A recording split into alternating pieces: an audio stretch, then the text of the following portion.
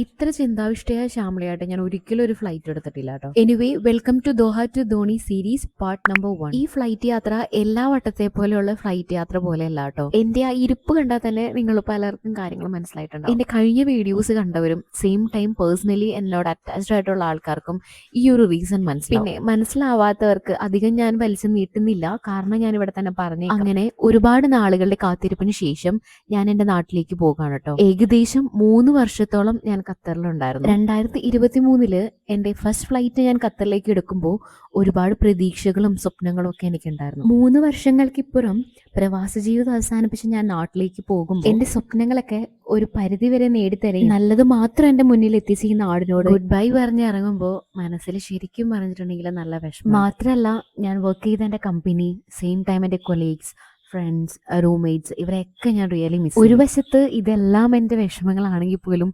മറുവശത്ത് എന്തെന്നില്ലാത്തൊരു സന്തോഷമുണ്ട്.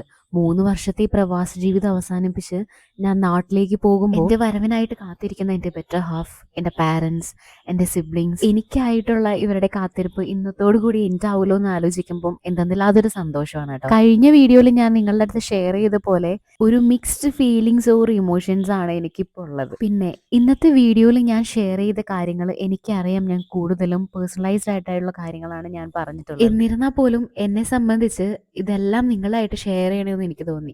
അതുകൊണ്ടാണ് കേട്ടോ ഞാൻ ഈ വീഡിയോ ചെയ്തത്. Anyway, see you in the next videos. By.